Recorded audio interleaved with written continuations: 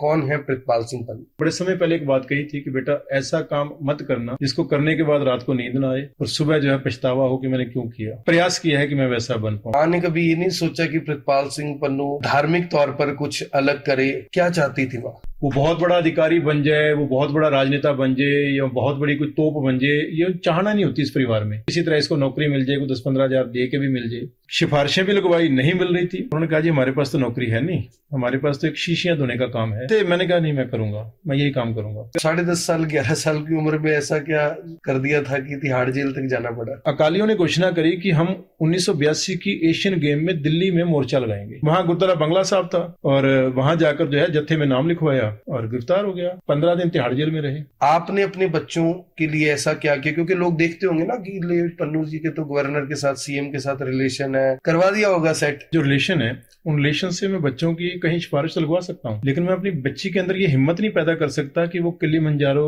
पे जाके तिरंगा लहरा के आए, निशान साहब साथ लेके जाए। वहां तो राष्ट्रपति साथ नहीं जाएगा, वहां तो प्रधानमंत्री भी साथ नहीं जाएगा। हरमनी नाम से भी प्रोग्राम हुआ था, उसमें आपको गवर्नमेंट से शायद 50-51 लाख रुपए कुछ ग्रांट भी मिली थी। मुख्यमंत्री जी ने दी थी। मुख्यमंत्री जी ने दी थी, लेकिन उस पे आरोप भी लगे, करप्शन हो गया, पैसे तो इतने खर्च नहीं हुए। जब आपके साथ ज्यादती हो रही थी ना आकर्षण, तो मेरे को दबाव में लाने के लिए कि एक पन्नू जो आकर्षण से पीछे हट जाए, मेरे पास स्पेशल एक डाक भेजी गई। आपको जो 51 लाख रुपए दिए गए थे ना, उसकी इंक्वायरी शुरू होने जा रही है। प्रितपाल सिंह पन्नू खून का सौदागर है। प्रितपाल सिंह पन्नू तो खालिस्तानी है। क्या प्रितपाल सिंह पन्नू जो है वो अलग खालिस्तान बनाने के समर्थन में है या नहीं?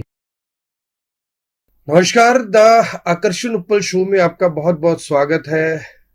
आकर्षण उप्पल शो के जो पॉडकास्ट हैं वो लगातार आप देख रहे हैं, जिनमें हम उन लोगों को आपके बीच लेकर आ रहे हैं जिन्हें पहचान की जरूरत नहीं है, लेकिन उनकी पहचान इस कदर कैसे बनी कि वो द आकर्षण उप्पल शो के स्टूडियो पर पहुंचे, उनके जीवन का संघर्ष क्या रहा, कैसे उन्होंने अपने जीवन को दूसरों से अलग बनाया और कैसे आज वो एक ऐसे मुकाम पर हैं जहां पर उन्हें देखकर कुछ लोगों को खुशी होती है तो कुछ लोगों को दर्द भी होता है। और मेरे साथ आज ऐसी ही एक शख्सियत है, प्रितपाल सिंह पन्नू। पन्नू जी, सबसे पहले द आकर्षण उप्पल शो में आपका स्वागत है। बहुत धन्यवाद। तो कपिल शर्मा अक्सर पूछता है ना कि मेरे शो में आके कैसा लग रहा है। हाँ, तो मुझे लगता है आज मुझे कहना चाहिए कि आकर्षण उप्पल शो में मुझे बड़ा अच्छा लग रहा है। क्या बात है। तो प्रितपाल सिंह पन्नू जो किसी पहचान के मोहताज नहीं है, जिन्होंने जीवन में ऐसा संघर्ष किया जिसके बारे में आज उनसे बातचीत करेंगे। लोग उन्हें जानते हैं कि वो नीफा के संयोजक के रूप में काम कर रहे हैं, लेकिन मैं उन्हें जानता हूं कि वो 11 साल की उम्र में तिहाड़ जेल जा चुके हैं। आखिर हरियाणा के रहने वाले प्रितपाल सिंह पन्नू का तिहाड़ जेल से क्या नाता रहा और सिर्फ 11 साल की उम्र में उन्हें क्यों तिहाड़ जाना पड़ा? क्यों सोशल मीडिया पर गाहे बगाहे लोग उन्हें एक किस्म से टॉर्चर करते रहते हैं, टारगेट करते रहते हैं? कोई उन्हें खालिस्तानी कहता है, कोई कहता है खून का सौदागर है, कोई कहता है कि फॉरेन से फंडिंग बहुत ज्यादा आती है।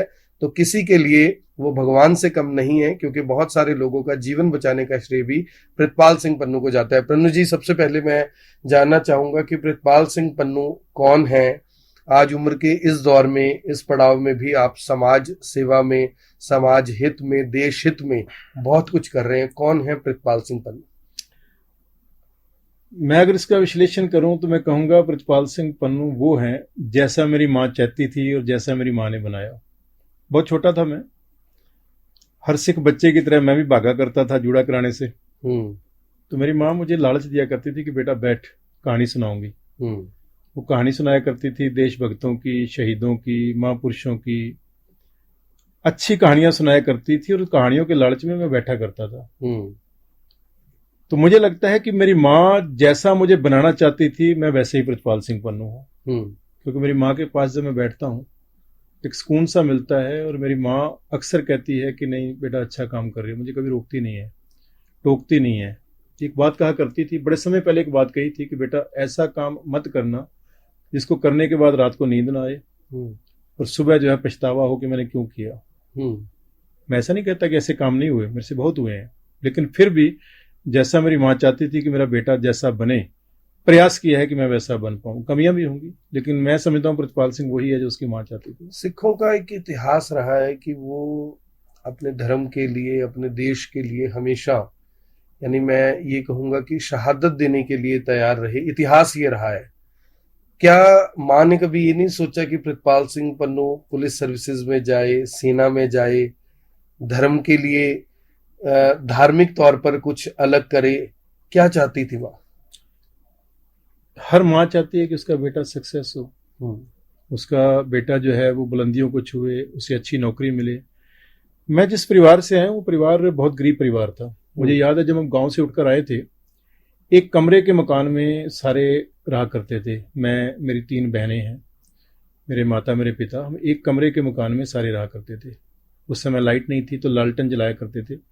मेरी काफ़ी जो शुरुआत की पढ़ाई है वो भी लालटेन की उसमें हुई है कि लालटेन जला के पढ़ा करते थे। तो जिस परिवार से मैं आया हूँ वहाँ तो माँ या बाप का एक सपना होता था कि किसी तरीके से बेटे को जो है एक अच्छी नौकरी मिल जाए, वो बहुत बड़ा अधिकारी बन जाए, वो बहुत बड़ा राजनेता बन जाए, या बहुत बड़ी कोई तोप बन जाए। ये चाहना नहीं होती इस परिवार में। उसमें तो होती है कि इतना हो जाए कि इसका गुजारा बढ़िया चल जाए, रोटी अच्छी चल जाए, हमारा बुढ़ापा भी ये संभाल सके, ऐसा हो जाए। तो मैं समझता हूँ कि उस परिवार की तरह मेरे माँ बाप की एक इच्छा थी कि मैं कहीं अच्छी जगह सेटल हो जाऊं। मेरे पिता, जब मैंने पढ़ाई की, नौकरी के लिए कई जगह भागे, थोड़े बहुत जो उनके पास इधर उधर से कर करा के 10-15 हज़ार रुपये इकट्ठे हुए, वो भी लेकर कई जगह जाते थे उस दौर में। वो भी लेकर जाते थे भी किसी तरह इसको नौकरी मिल जाए, 10-15 हज़ार दे के भी मिल जाए। कुछ लोग हमारे 15 हज़ार रिश्वत दे के मिल जाए। हाँ थी, जो पिताजी, देखो पिता यही चाहता है कि किसी तरीके से मिल जाए मेरे बेटे को, लेकिन नहीं मिल रही थी। सिफारिशें भी लगवाई, नहीं मिल रही थी। फिर उन्होंने कहा कि ऐसा कर, तू स्कूटरों का काम सीख ले, मोटरसाइकिलों का काम सीख ले, कुछ काम सीख ले बेटा, नौकरी नहीं मिलती, मैकेनिक बन जाओ। मैंने कहा पिताजी ठीक है, जैसा आप कहेंगे मैं वैसा करूंगा, मुझे 1 साल दे दो। तब कितना पढ़े लिखे थे आप? ये उन दिनों की बात है जब मेरी ग्रेजुएशन थी। ग्रेजुएशन करके कह रहे थे मैकेनिक बन जाओ? हाँ, मैकेनिक बन जाओ। उससे पहले मैं बताऊं कि मेरा पॉलिटेक्निक में एडमिशन हुआ था। पॉलिटेक्निक में रोहतक में एडमिशन हुआ था। लेकिन जैसे ही पॉलिटेक्निक में एडमिशन हुआ, पिताजी पॉलिटेक्निक कराना चाहते थे कि ये पॉलिटेक्निक करके इसको नौकरी मिल जाएगी, उनकी सोच बढ़िया थी। लेकिन हुआ क्या कि पंजाब से कुछ फाइनेंस कंपनियां आई थी जो यहाँ आकर लोगों को भी फाइनेंस, इतना पैसा लगाओ इतना मिलेगा, जैसे MLM टाइप होती है।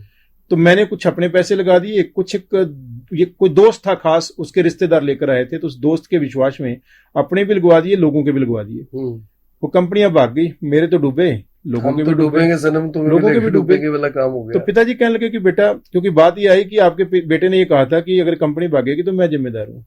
तो लोगों ने कहा पिताजी को कि कंपनियां भाग गई हैं, आप भी जैसे लोग पल्ला छुड़ा रहे हैं, आप भी छुड़ा लो। मेरे पिताजी ने कहा नहीं, अगर किसी ने आके ये कहा कि आपके बेटे ने नहीं कहा था, अब इस बात की कसम दे दो, मैं झूठी कसम तो दूंगा नहीं। तो बोले बेटा या तो पढ़ाई कर ले, तेरी पढ़ाई का खर्चा दे सकते हैं, या लोगों का कर्जा उतार सकते हैं। तो मैं पॉलिटेक्निक बीच में छोड़ के आ गया। पिताजी के साथ मिलकर मेहनत करी, मेहनत करके कर्जा उतारा, और कर्जा उतारने के बाद पॉलिटेक्निक छूट गई थी तो प्राइवेट पढ़ाई करी मैंने फर्स्ट ईयर कॉरेस्पॉन्डेंस से करी, सेकंड ईयर कॉरेस्पॉन्डेंस से करी, फाइनल ईयर में जो है मैंने एडमिशन लिया खालसा कॉलेज में। सिर्फ 1 साल में रेगुलर खालसा कॉलेज में एडमिशन लिया।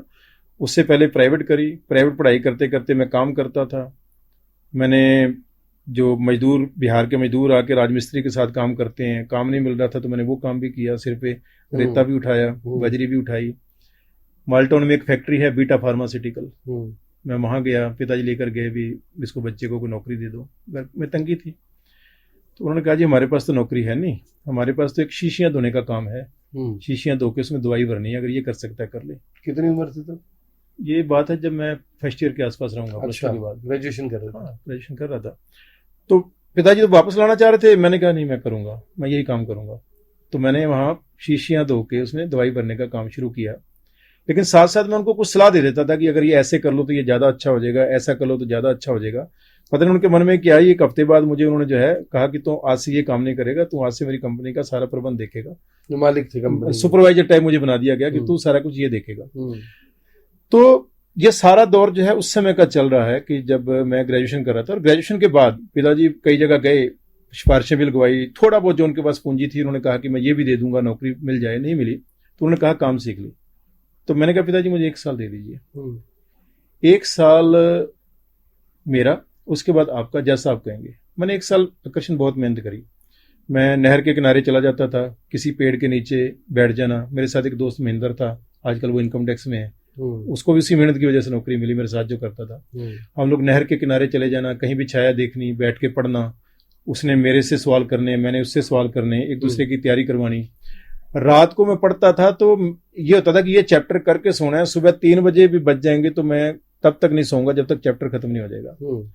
मैंने बच्चों को कोचिंग देनी शुरू करी। 2 फायदे की, एक तो मेरी पढ़ाई का खर्चा निकलता रहेगा, घर का थोड़ा गुजारा। मैंने 7वीं 8वीं 10वीं तक की ट्यूशन लेनी शुरू कर दी। रेलवे रोड पे भी ट्यूशन सेंटर, अपना काचवा रोड पे ट्यूशन सेंटर खोला, जूंडला में भी खोला। तो वहां से जो इनकम होती थी गुजारा चलता था। लेकिन उसका बेनिफिट ये हुआ कि मेरी कंपटीशन एग्जाम की तैयारी बढ़िया होगी। आपको यकीन होगा मैंने आईएएस प्रीलिम क्लियर किया। आईएएस प्रीलिमिनरी क्लियर किया। आईएएस प्रीलिम क्लियर किया। जब मैं मेन की तैयारी कर रहा था तो मेरी बैंक की जॉब की ऑफर आ गई, स्टेट बैंक ऑफ पटियाला से जॉब की ऑफर आ गई। अब 2 ऑप्शन थे कि नौकरी करूं या आईएएस करूं।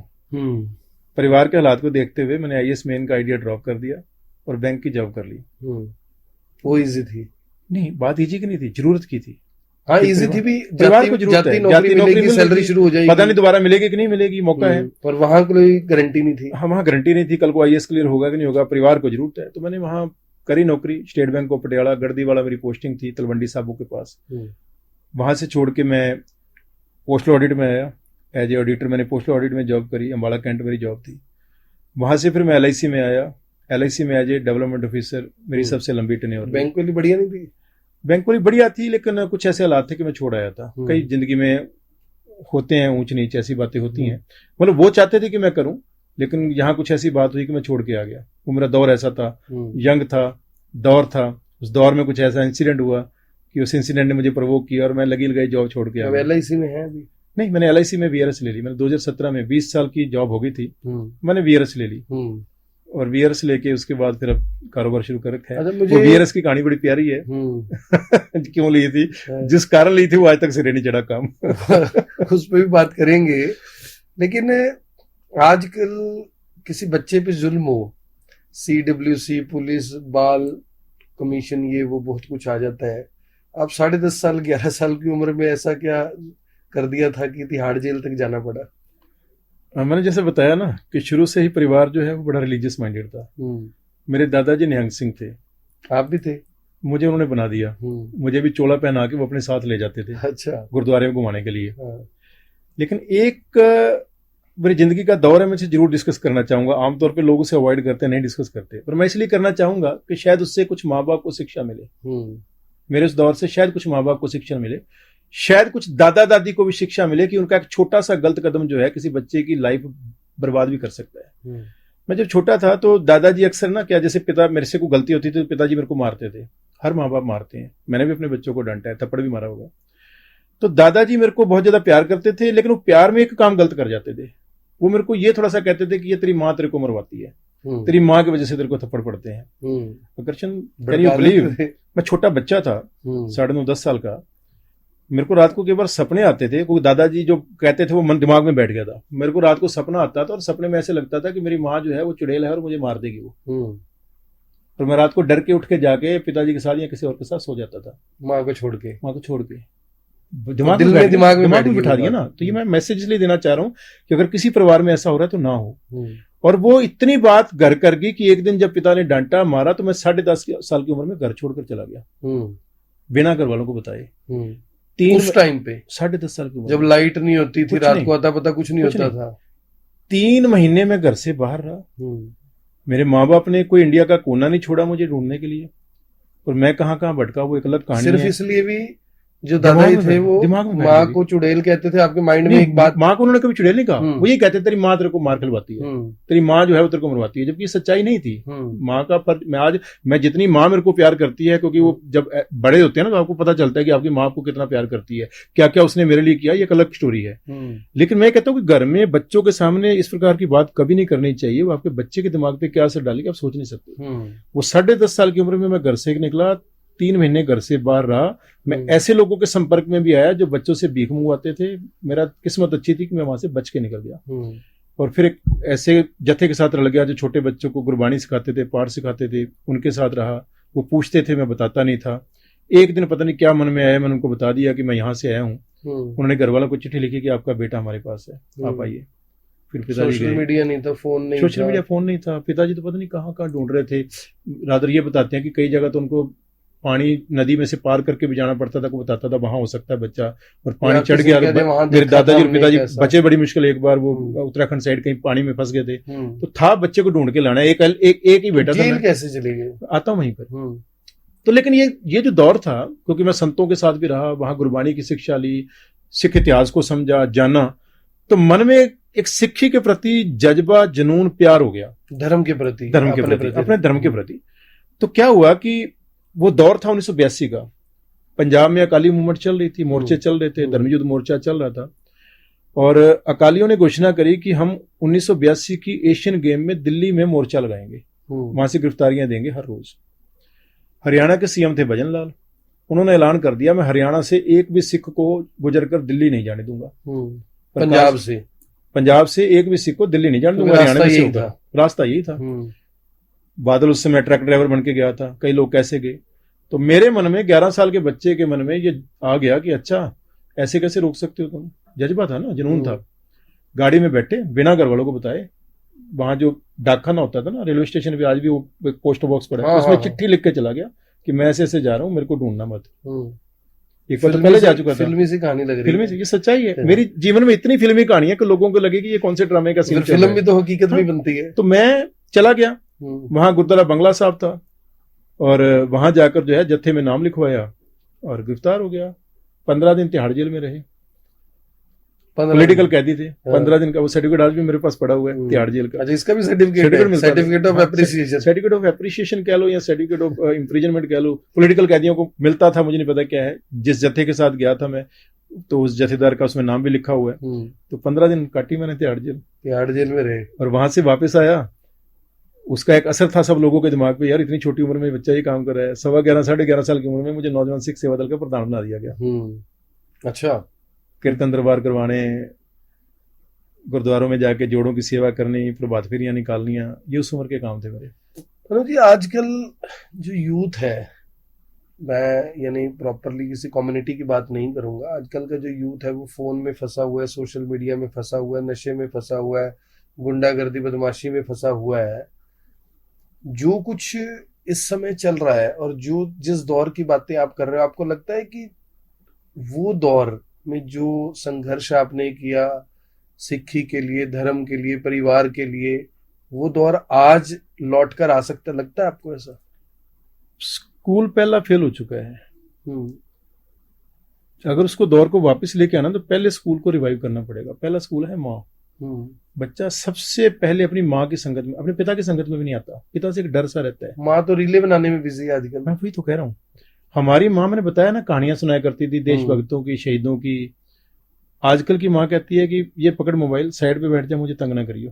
मैं अपना फोन पे लगी हूँ तो अपना फोन पे लग जाए। जब आप 10 साल के बच्चे के हाथ में मोबाइल पकड़ा दोगे, 9 साल के, 10 साल के, 11 साल के मोबाइल पकड़ा दोगे, 3 साल के बच्चे फोन लेके घूम रहे हैं, वो मोबाइल में क्या देख रहा है, क्या सीख रहा है, क्या कर रहा है, तो वैसे ही होगा ना। या उसे आपने कार्टून चैनल लगा दिया, अब जो बच्चा कार्टून देखेगा वो कार्टून बनेगा, वो देशभक्त नहीं बन सकता। हाँ ठीक है, 10-5 मिनट के लिए एक अलग बात है, जब हम संडे को देखा करते थे वो एक अलग बात है। लेकिन ये नहीं कि आप जो है परमानेंट आप अपने काम में बिजी हैं, आपके पास टाइम नहीं, सिर्फ इसलिए कि मुझे डिस्टर्ब ना करे, मेरे से बात ना करे, मुझसे पूछे ना। नींव खत्म कर दी ना, बाद में बिल्डिंग कैसे बढ़िया बन जाएगी? आपने नींव तो खत्म कर दी।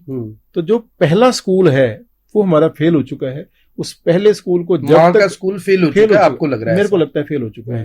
Exceptions are there. आज भी कुछ माएँ हैं जो अपने बच्चे को पूरा टाइम देती हैं और उसको सारे संस्कार, अच्छी बुरी बातें सब सिखाते हैं। ये जो आप बात कर रहे हो, जो माएँ आज भी ऐसे, मुझे लगता है कि गांव का ये दौर अभी भी बचा हुआ है, लेकिन शहरों में बहुत ना के बराबर, बहुत कम है। कुछ एक है ना के बराबर है। तो मुझे अच्छा, दूसरा क्या था कि ज्वाइंट फैमिलीज पहले होती थी कि मान लो माँ बाप बिजी भी हैं तो दादा दादी भी बुरी बातें नहीं सिखाते थे, अच्छी सिखाते थे उनके बच्चे। अब वो खत्म हो गया सब, अब खत्म हो गया। अब तो बच्चा जो है, जो टीवी पे नजर आ रहा है, जो कंप्यूटर पे नजर आ रहा है, वो सीख रहा है। आकर्षण, मेरी एक बात मुझे जब याद आती है ना तो मेरे रोंगटे खड़े हो जाते हैं, हम कहाँ जा रहे हैं। डॉक्टर तेजिंदर नूर ने मुझे एक बात बताई कि उनके पास एक बच्ची को लेके माँ बाप पहुंचे, 13 साल की बच्ची भी, इसके पेट में दर्द हो रही है। छोटी, जल्दी खत्म करूंगा। वो बच्ची का जब चेकअप किया गया तो शी वाज प्रेग्नेंट, 13 साल की बच्ची। लेकिन प्रेग्नेंट किससे थी? जब इंक्वायरी की गई, the culprit was her real brother. बच्ची 13 साल की थी, भाई छोटा 15 साल का था उससे। 15 साल के भाई से 13 साल की बहन प्रेग्नेंट हो रही है। क्यों? माँ बाप ने कंप्यूटर वो लेके दे रखे हैं, और वो कंप्यूटर में लेट के पढ़ाई के लिए दिए थे, पढ़ाई करते करते कब उस पे फॉरेन फिल्में आने लगी, उनको लगा इससे वे ऑफ एंजॉयमेंट। हम कहाँ जा रहे हैं? हम बेड़ा गर्क अपने बच्चों का खुद करने पे लगे हुए हैं। असल बात ये है, वो पहला स्कूल रिवाइव करना पड़ेगा। लेकिन जो सारी बात हम टीचर पे छोड़ दें या अच्छा एक चीज और है, हम टीचर पे तो नहीं छोड़ते। मुझे पता है, मैंने एक बार आके शिकायत करी थी कि आज मेरे टीचर ने मुझे मारा है। हमारे मास्टर सूरज सिंह जी थे। मैंने एक बार पिताजी को बताया था कि आज ना सूरज सिंह मास्टर जी ने मेरे को मारा है। पिताजी ने एक थप्पड़ रख के मारा था, तूने जरूर गलती की होगी। मेरे पापा जैसे थे फिर तो। हाँ, बिल्कुल वैसे एक थप्पड़ मारा, इसका मतलब तूने गलती की होगी। आज लगा के देखो और आज पिता जाके थप्पड़ टीचर को मार देगा। पिता लठ उठा के चला जाएगा, मेरे बच्चे को आज कैसे लगा दिया। पहला स्कूल फेल हो गया, दूसरे स्कूल हमने फेल कर दिया कि तूने हमारे बच्चे के साथ गलत व्यवहार नहीं करना, चाहे कुछ भी करे, तूने इसको डांटना नहीं है। मनु जी, ये एक मैं थोड़ा सा हटके उस पे आ रहा हूं कि क्या हम लोगों की एक सक्सेस का कारण ये भी था कि वो हमें मारते थे, अच्छे के लिए मारते थे, हम मार खाते थे, अच्छे के लिए खाते थे। आजकल तो बच्चा भी मार नहीं खाता, टीचर से तो नहीं खाता। सर, कुम्हार का वो गड़ा सबसे सुंदर बनेगा जिसको कुम्हार अंदर से हाथ रखेगा, बाहर से मारेगा। जिस गड़े को कुम्हार बाहर से नहीं ठोकेगा वो अच्छा गड़ा बन ही नहीं सकता। तो जहां माँ बाप की और टीचर की मार नहीं पड़ेगी, ये जो हमने लॉ भी बना दी ना बच्चे को हाथ नहीं लगाने, ये लॉ वेस्टर्न कंट्रीज के लिए, हमारे लिए नहीं भैया। हमारे यहाँ तो माँ बाप मारेंगे, टीचर मारेंगे तो वो बुरे के लिए नहीं मारेंगे, वो बंदे को बंदा बनाने के लिए, बच्चे को एक अच्छा इंसान बनाने के लिए मारेंगे। कानून ये आ गया कि बच्चे को पिता मारे तो वो पुलिस को डायल 112 में ला देते हैं। तो बेड़ा गर्क तो यही हो रहा है ना भाई। हमने ये तय कर दिया कि कानून बच्चे का सबसे बड़ा शुभचिंतक है। माँ बाप तो है ही नहीं, जिन्होंने जन्म दिया है, जो उस पर पैसा लगा रहे हैं, टाइम लगा रहे हैं, वो अपने बच्चे के शुभचिंतक ही नहीं है। तो ये मुझे लगता है ये व्यवहार ये गलत है और इस दोनों स्कूलों को बदलाव की जरूरत है। दोनों स्कूलों को बदलाव की जरूरत है। अब उन्हीं दोनों स्कूलों से पन्नू परिवार में क्या बदलाव आया? आपके बच्चों की जो उपलब्धियां हैं वो किसी से छुपी हुई नहीं है। बेटी ने इंटरनेशनल लेवल पे अपना परचम लहराया, अपना क्यों, देश का, करनाल का, हरियाणा का परचम लहराया। बेटे को कनाडा जैसी यूनिवर्सिटी से करोड़ों रुपए की जो स्कॉलरशिप है वो मिली। आपने अपने बच्चों के लिए ऐसा क्या किया? क्योंकि लोग देखते होंगे ना कि ले पन्नू जी के तो गवर्नर के साथ, सीएम के साथ रिलेशन है, राष्ट्रपति से मिलते हैं, मॉरिशस के राष्ट्रपति तो घर के जैसे हैं, करवा दिया होगा सेट। लेकिन आपने अपने बच्चों को ऐसा क्या दिया कि वो बच्चे आज, मुझे कहना नहीं चाहिए लेकिन शायद आपसे भी ऊपर उनको सक्सेस मिल चुकी है? आकर्षण, मेरे जो रिलेशन है उन रिलेशन से मैं बच्चों की कहीं सिफारिश तो लगवा सकता हूँ, लेकिन मैं अपनी बच्ची के अंदर ये हिम्मत नहीं पैदा कर सकता कि वो किलिमंजारो पे जाके तिरंगा लहरा के आए, निशान साहब साथ लेके जाए। वहां तो राष्ट्रपति साथ नहीं जाएगा, वहां तो प्रधानमंत्री भी साथ नहीं जाएगा, वहां तो उसे खुद जाना है। उसे माउंट बॉनेट जो है वो वहां तिरंगा लेकर जाना है, वहां निशान साहब लेकर जाना है। तो कौन सा राष्ट्रपति साथ जाएगा, कौन सा गवर्नर साथ जाएगा? मेरे बेटे को कनाडा से 2.5 करोड़ की स्कॉलरशिप मिली है। अब कनाडा गवर्नमेंट 2.5 करोड़ रुपए की स्कॉलरशिप मिली है, यूनिवर्सिटी ऑफ टोरंटो में पढ़ रहा है। तो कनाडा गवर्नमेंट पे जो है हमारे यहाँ का गवर्नर का कोई फोन जाएगा और वो मेरे बेटे को सिलेक्ट कर लेंगे, ये सोचना भी मूर्खता है, सोचना भी बेवकूफ़ी है। वो बच्चे अपने टैलेंट के दम पर, अपनी मेहनत के दम पर बड़े हुए हैं। उनको 2-3 चीज़ें मैंने और मेरी वाइफ ने दी है। नंबर 1, बेटा 12वीं तक नो मोबाइल, 12वीं तक नो मोटरसाइकिल। मेरे दोनों बच्चों को कोई स्कूटर नहीं, कोई मोटरसाइकिल नहीं। जब 12वीं की हार्ड पढ़ाई थी और उन दोनों कोविड के कारण मोबाइल पे निर्भर होना पड़ा था, तो हमारी सुपरविजन में सिर्फ पढ़ाई के लिए मिलेगा, और हमारी सुपरविजन में कहीं पढ़ने के लिए जाना है तो उसके लिए एक्टिवा मम्मी की पड़ी है वो ले जाओ और आगे खड़ी कर दो। गेड़ी मारने के लिए नहीं मिलेगा, ना बेटी को ना बेटे को। कंट्रोल रखा, प्यार हद से ज्यादा किया मैंने अपने बच्चों को। प्यार, उनकी कोई कमी मैंने जो है जिंदगी में मैंने कोशिश की कि उनको कमी ना आए। उनको प्यार इतना किया कि उनको बाहर प्यार की जरूरत ना महसूस हो। अपने बच्चों को इतना प्यार करो कि वो बाहर जाकर प्यार ना ढूंढे, लेकिन अपने बच्चों को इतना कंट्रोल जरूर करो कि वो आउट ऑफ कंट्रोल ना हो जाए। ये हमने सिंपल जो है फंडा अपनाया था कि बच्चों को शुरू से संस्कार देंगे, बच्चा गलती करेगा डांटेंगे, गलती करने पे उसको प्यार नहीं करेंगे, गलती पे उसको एहसास कराएंगे कि वो दोबारा जिंदगी में ऐसी गलती ना करे। आपने एक ऑर्गेनाइजेशन बनाई थी जो आज एनजीओ है, नीफा, सन 2000 में।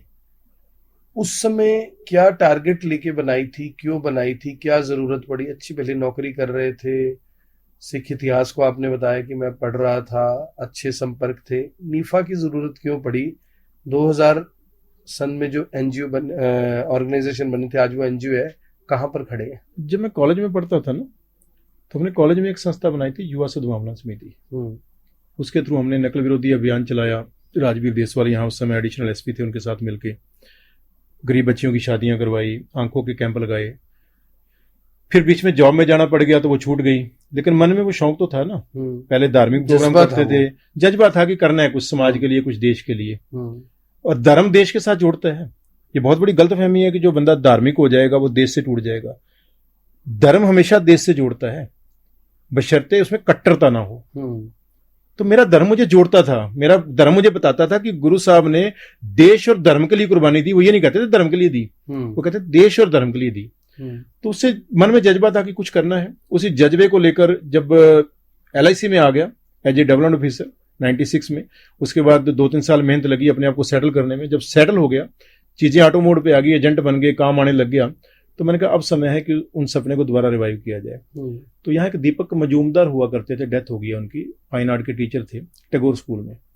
उनसे सलाह करी तो बोले सर मैं गरीब बच्चों को फ्री पेंटिंग सिखाना चाहता हूँ। तो जर्नैली कुट्टी में निफा का ऑफिस शुरू किया पहला, उसका नाम था national institute of fine art समिति। ये रहा पहला नाम, ये था national institute of fine art समिति। फाइन आर्ट की क्लासें लगानी शुरू करी, बच्चों को फ्री फाइन आर्ट सिखाते थे। कुछ जो ठीक ठाक बच्चे थे उनसे वो फीस भी लेते थे ताकि खर्चे निकल जाए। फिर ऐसा ऐसा सोचा कि कोई सामाजिक काम कर देते हैं, कोई ब्लड डोनेशन कैंप लगा देते हैं, ये कर देते हैं। तो एक दिन वैसे ही बैठे बात हो गई, अर्जुन सिंह जी से मिलने गए थे जो समय कैबिनेट मिनिस्टर हुआ करते थे। तो जब उनको नाम बताया, बोला अच्छा ये कोई स्कूल है? हमने कहा सर नहीं, स्कूल ही सामाजिक संस्था है। तो बोले नाम से तो लगती नहीं, फाइन आर्ट्स का स्कूल लगता है। तो तब हमने इसका नाम चेंज किया। तब तक निफा समिति मशहूर हो चुका था, तो हमने इसको नाम दिया national integrated forum of artist and activist. 2009 तक हम लोग स्लो फेस में चलते रहे, अपना काम करते रहे। हमने बढ़िया काम किया, भ्रूण हत्या के खिलाफ हमने मूवमेंट चलाई और बहुत से काम किए। तो 2009 में हमें राष्ट्रीय युवा पुरस्कार मिला। पूरे उत्तर भारत से निफा एकमात्र संस्था है जिसे राष्ट्रीय युवा पुरस्कार, मुझे याद है, इंडिविजुअल कैटेगरी में बहुतों को मिला है। हरियाणा में और कोई संस्था नहीं है जिसको कैटेगरी में, ऑर्गेनाइजेशन कैटेगरी में मिला हो। चेन्नई में हमें मिला था। तो वहां लगा यार राष्ट्रीय युवा पुरस्कार मिला है तो हमें राष्ट्रीय स्तर पर कुछ करना चाहिए। तब हमने फैलाना शुरू किया और जगह ब्रांचें खोलनी शुरू करी। करते करते करते आज हम पहुंच गए 25 साल सिल्वर जुबली, 28 राज्यों में ब्रांचें खुल चुकी हैं, 7000 के करीब युवा जुड़ा हुआ है। तब सोचा था ये कुछ होगा? नहीं, तब तो शुरुआत थी कि अपने लिए करना है यार, मन में भावना है कि मन तो अच्छा होगा भी। चलो करनाल में सक्सेसफुल, करनाल बड़ी बात है। सब संस्था की सक्सेस हमारा ध्येय नहीं था, हमारा ध्येय था हमें कुछ करना है यार। जो खाली समय है, मेरे जो साथी डीओ हैं वो शाम को बैठ जाते हैं, वो बैठ के दारू पीते हैं, गप्पे मारते हैं। मुझे दारू नहीं पीनी, मैं दारू नहीं पीता, मैं नॉनवेज नहीं खाता। तो मुझे टाइम कहाँ पास करना है? तो मैं अपना टाइम वो समाज को दूंगा, वो सोसाइटी को दूंगा। तो केवल इस पर्पज के साथ शुरू की थी। लेकिन जब 2009 में नेशनल यूथ अवार्ड मिला तब लगा नहीं यार जिम्मेदारी बड़ी है। अगर नेशनल यूथ अवार्ड मिला है तो नेशनल लेवल पे हमें कुछ करना पड़ेगा, वहां से फिर आगे बढ़े। तो अब आपने जब निफा के कार्यक्रम की हारमनी नाम से भी प्रोग्राम हुआ था, उसमें आपको गवर्नमेंट से शायद 50-51 लाख रुपए कुछ ग्रांट भी मिली थी, मुख्यमंत्री जी ने दी थी। मुख्यमंत्री जी ने दी थी। वो प्रोग्राम बहुत सक्सेसफुल प्रोग्राम रहा। करनाल जैसे शहर में तो किसी ने शायद सोचा भी नहीं होगा कि इंटरनेशनल लेवल का ऐसा प्रोग्राम कोई करनाल की एक छोटी मोटी संस्था, जो लोगों की सोच थी कि वो कर सकती है, बट आपने उसको साबित भी किया। लेकिन उस पर आरोप भी लगे, करप्शन हो गया, पैसे तो इतने खर्च नहीं हुए। हालांकि क्योंकि मैंने उस प्रोग्राम को एज ए जर्नलिस्ट कवर किया था, तो खाली 51 लाख वाला प्रोग्राम तो नहीं था, वो करोड़ों रुपए उस पर शायद लगे होंगे। उस प्रोग्राम को लेके भी ये आरोप लगे, उस पर कुछ उन लोगों को जवाब देना चाहोगे जिन्होंने सवाल उठाए कि पन्नू तो बहुत पैसे खा गया उसमें? जब आपके साथ ज्यादती हो रही थी ना कृष्ण, तो मेरे को दबाव में लाने के लिए कि एक पन्नू जो है कृष्ण से पीछे हट जाए, मेरे पास स्पेशल एक डाक भेजी गई। और डाक भी आपके एक खास आदमी के माध्यम से भेजी गई थी। मैं पॉडकास्ट में उसका नाम नहीं लूंगा, बाद में बता दूंगा। डाक भेजी गई जी, आपको जो 51 लाख रुपए दिए गए थे ना, उसकी इंक्वायरी शुरू होने जा रही है। ये आपने जो है गवर्नमेंट से 51 लाख रुपए सीएम साहब ने आपको दिए थे, उसकी इंक्वायरी शुरू होने जा रही है। तो मैंने कहा था जी बहुत जरूर करें, मुझे खुशी होगी इंक्वायरी हो, क्योंकि अगर इंक्वायरी होगी ना तो मुझे वो सच्चाई लोगों के सामने लाने का मौका मिलेगा, जो सच्चाई बहुतों को नहीं पता। जो घाटा वो भी मैं वहीं आ रहा हूँ। क्या हुआ कृष्ण जी, हम इससे पहले हारमोनी करते थे 2013, 14, 15 हमने हर साल हारमोनी करी। वो हम उतनी करते थे जितना हमारा बजट होता था। अपनी चादर देख के पांव पसारते थे, और वो चादर देखकर पांव पसारते थे तो 15-20 लाख मैक्सिमम 25 लाख तक हम हारमोनी पे खर्चा करते थे। मुख्यमंत्री जी से बड़े अच्छे रिलेशन बन गए थे, क्योंकि 2014 में जब पहली बार आए वो घर आए थे, तो उस समय से अच्छे रिलेशन उनके साथ बन गए थे। तो जब मैंने उनके आगे ये रखा कि हम हारमोनी 2017 करने जा रहे हैं, तो उनकी तरफ से आइडिया आया कि ये साल जो है हरियाणा का गोल्डन जुबली ईयर है, तो इसको थोड़ा बड़ा करो, जब कर ही रहे हो तो थोड़ा बड़ा करो, गोल्डन जुबली के साथ जोड़ दो। खंडेलवाल जी आप जानते हैं सीनियर आईएएस ऑफिसर थे, वो उस समय इंचार्ज थे उसके, तो मैं खंडेलवाल जी को बोल देता हूँ और इसमें हरियाणा सरकार आपकी मदद करेगी, इसको बड़ा करो। मैं खंडेलवाल जी से मिला, थोड़े बीमार थे, उन्होंने घर में अपने बेडरूम में मुझे बुला लिया, वहीं बैठ के बात हुई। तो उन्होंने कहा क्या आइडिया है, कैसे हम हरियाणा के गोल्डन जुबली का मैसेज दे सकते हैं सब जगह। तो मैंने कहा जी हम एक यात्रा करते हैं राष्ट्रीय एकता अखंडता को लेकर, वन इंडिया राइड के नाम से, भारतीय की यात्रा के नाम से। हम हर स्टेट में जाएंगे, हर स्टेट में हरियाणा की गोल्डन जुबली का पौधा लगाएंगे, वहां से कहीं गवर्नर को बुलाएंगे, कहीं मुख्यमंत्री को बुलाएंगे, आपकी तरफ से भी लेटर चला जाए, और पूरे देश की मिट्टी वापस में लेके आएंगे। जब आपका मेन फंक्शन हो तो कुरुक्षेत्र में सारे स्टेटों की मिट्टी डालकर कोई यहां वहां पौधारोपण करवाएं, एक अच्छा मैसेज जाएगा।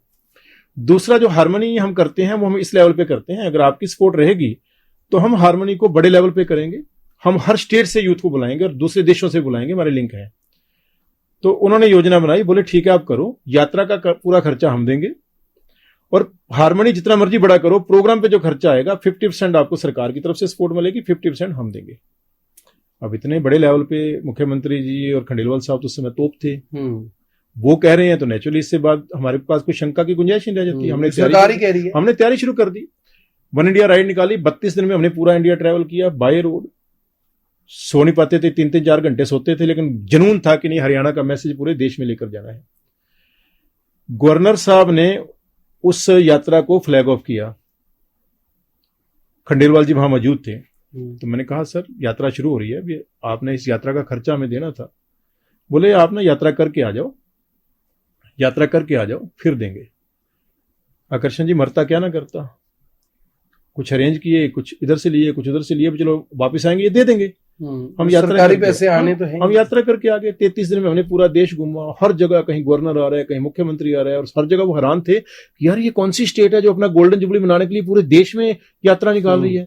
हरियाणा का बहुत बढ़िया मैसेज गया। और मुख्यमंत्री जी से मेरी याद है, मुझे गुजरात से बात हुई, जहां वो साबरमती एक्सप्रेस वाला हुआ था ना, दंगे हुए थे, वो कौन सा शहर था भूल गया, वहां से मैंने उनको फोन किया, एक स्कूल में बैठे थे कि सर यहाँ पहुंच गए, गोधरा से, गोधरा में एक स्कूल में बैठे थे, मैंने वहां से मुख्यमंत्री जी को फोन किया, स्पीकर पे लेके मैंने सभी से बात कराई, उन्होंने सबका हौसला बताया कि बहुत बढ़िया, मेरे पास पूरे देश से रिपोर्ट आ रही है, बहुत अच्छा कर रहे हो। लेह लद्दाख भी गए थे, लेह लद्दाख भी हर जगह गए, लेह लद्दाख गया, मेरे को वहां पे बताया कि आपके करनाल से झंडे वंडे लेके आए थे। हर जगह गए हम, तो कई जगह समझ लो कि ऐसी ऐसी जगह गए जहां जैसी जो मुसीबतें हमने देखी है, लेकिन हमने परचम हरियाणा का ऊपर रखा। तो सीएम साहब ने मुझे गोधरा में कहा कि तुम किस दिन पहुंच रहे हो, हमने कहा जी इस दिन वापसी है। बोले वहां मैं रिसीव करूंगा तुम्हें। उस यात्रा को सीएम साहब ने हरियाणा भवन दिल्ली में रिसीव किया, हर एक को एक एक मोमेंटो दिया गया। राजीव शर्मा जी उसके सेक्रेटरी थे जो कमेटी बनाई गई थी, और खंडेलवाल साहब मुखिया थे। हमको जो है एक एक मोमेंटो दिया, हर एक को मोमेंटो देने के बाद हमने वापस आकर खंडेलवाल साहब से कहा सर 17.5 लाख रुपए खर्चा आया। हमने बिल्कुल जान, आप खुद समझ सकते हैं कि 32 दिन 5 गाड़ियां पूरे देश में, रहना खाना पीना, हमने सिर्फ 17.5 लाख खर्चा किया, डीजल समेत, तेल समेत, टोल टैक्स समेत, हमने कोई फालतू खर्चा नहीं किया। जब 17.5 का बिल दिया, उनके आजकल लास्ट में उनकी तरफ से ठेंगा दिखा दिया गया कि ऐसा है जी, वो कमेटी में बात की है, वो कहती है जी ये तो ना यात्रा से पहले फाइल सबमिट होनी चाहिए थी, अब तो प्रोजेक्ट हो गया, प्रोजेक्ट होने के बाद हम ग्रांट नहीं दे सकते। और पन्नू जी आप चिंता ना करो, जो मेन प्रोग्राम है उसमें हम लोग एडजस्ट कर देंगे। मुझे ये कहा गया कि मेन प्रोग्राम में हम लोग एडजस्ट कर देंगे। अब मेन प्रोग्राम की तैयारियां शुरू हो गई, और वैसे भी हम क्योंकि पूरे देश में मैसेज दे चुके थे, हम बैकआउट नहीं कर सकते थे, कम वट में हम बैकआउट नहीं कर सकते थे। अब वहां पंगा क्या पड़ गया, हमने प्रोग्राम अल्फा सिटी में रख लिया, वहां का स्टेडियम बुक कर लिया, दूसरे देशों से भी कलाकारों ने टिकटें बुक कर ली, एम्बेसडर्स बुला लिए हमने, सब जगह प्रोग्राम में 5 दिन पड़े थे आकर्षण जी, 5 दिन सिर्फ। हम जितने सीएम साहब के उस समय पीए थे, अभिमन्यु जी, दूसरे यहाँ के जो लोकल लीडर थे, सबको कहते थे सीएम साहब से मीटिंग कराओ, 5 दिन रह गए हैं। उन्होंने कहा था कि 50% करेंगे, वो कब करेंगे? हमें मिलने नहीं दिया जा रहा था जानबूझ के। इसके ऊपर मैं बताऊंगा आपको ये लोकल लेवल पे कितनी बड़ी साजिश चलती है, और अब भी चल रही है, आपके मामले में भी चली है। तो हमें मिलने नहीं दिया जा रहा था, और उधर से जो वहां की वेलफेयर एसोसिएशन थी, उनका झगड़ा था मैनेजमेंट के साथ, लेकिन हम बिना मतलब के फंस गए, हाईकोर्ट में केस डाल दिया कि प्रोग्राम नहीं होना चाहिए। 5 दिन प्रोग्राम में रह गए हैं, हाईकोर्ट में डेट लगी हुई है, मुझे याद है, सब कुछ है। तो अल्टीमेटली मैंने और बराना जी ने हमने तय किया कि आज मुख्यमंत्री जी से मिलना है, जो मर्जी, हम दिल्ली चले गए। हम आम व्यक्तियों की लाइन में लग गए, इतना बड़ा योजना हम हरियाणा का कर रहे थे, और हम आम लोगों की जो मिलने की लाइन थी उसमें लाइन में लग गए। किसी ने आगे आके नहीं बोला? सर किसी ने नहीं जी, हम लाइन में लग के जब लास्ट में हमारा नंबर आया, आगे पहुंचे, तो मुख्यमंत्री जी हैरान से हुए कि यहाँ कैसे। मैंने कहा जी ऐसे मिलने आए और आपका कोई टाइम ही नहीं दे रहा हमें। और ये मुख्यमंत्री जी के लिए आश्चर्य था। मैं आज भी कहता हूँ वो बहुत बढ़िया इंसान है, नीचे वाले उनको हमेशा गुमराह करते हैं मनोहर लाल खट्टर, हमेशा। वो बहुत बढ़िया इंसान है, वो भावुक इंसान है, मैं उनकी दिल से इज्जत करता हूँ, चाहे नाराजगी हो चाहे कुछ हो, लेकिन उनका दिल से सम्मान करता हूँ। उन्होंने कहा आप अंदर आओ, मुझे अंदर ले गए। मेरे सामने उन्होंने पूछा, मेरी आंख से आंसू आ गए। मैंने कहा बाबूजी मैं पहले भी प्लॉट बेच चुका हूँ और तो मेरे पास बेचने के लिए भी कुछ नहीं बचा, और लोग आके सड़कों पर बैठ जाएंगे, पूरा देश आ रहा है, मैं उनको कहाँ रखूंगा, क्या करूंगा, आपसे कोई मुलाकात नहीं हो पा रही, पैसे हमें मिल नहीं रहे किसी से, यात्रा का पैसा भी मैंने नहीं दिया, ऐसे कैसे हो सकता है। उन्होंने उसी समय खंडेलवाल को फोन मिलाया कि उनको यात्रा का पैसा क्यों नहीं दिया, मुझे नहीं पता। उन्होंने उधर से क्या बोला, अच्छा इसमें क्या दे रहे हो, उधर से क्या बोला, मुझे नहीं पता। पर मैं समझ सकता हूँ कि यही कहा गया होगा कि नहीं दे पा रहे, या टेक्निकल कोई दिक्कत, जो भी पढ़ाई होगी पट्टी उसकी वजह। हालांकि मुझे कह दिया जी ज्यादा बिल दिए हैं, कुछ जो भी कह सकते नहीं, बिल वरी की बात नहीं थी, बिल का कोई बिल का इशू नहीं था।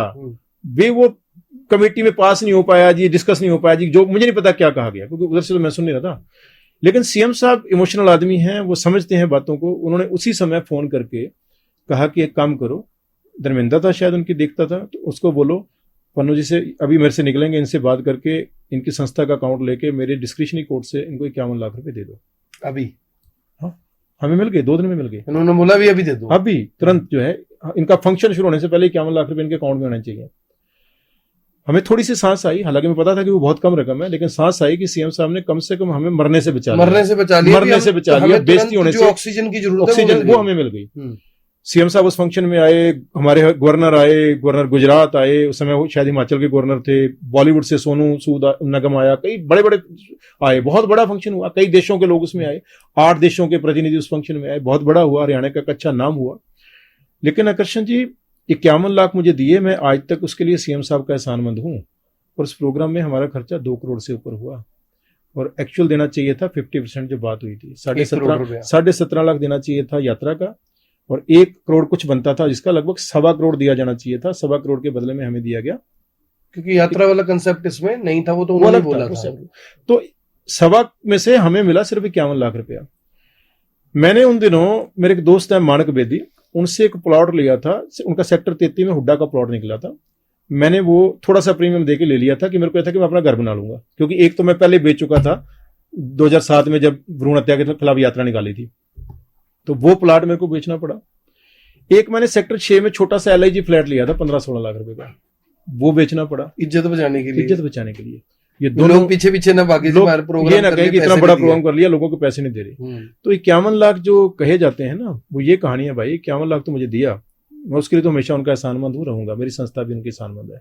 लेकिन सच्चाई ये है कि उसमें वादा कुछ और था, उस वादे को ना निभाने के कारण जो मैंने भुगता है, ठीक है ना, वो मैं ही जानता हूँ कि कैसे भुगता है और कब तक भुगतता रहा हूँ, वो मैं ही जानता हूँ।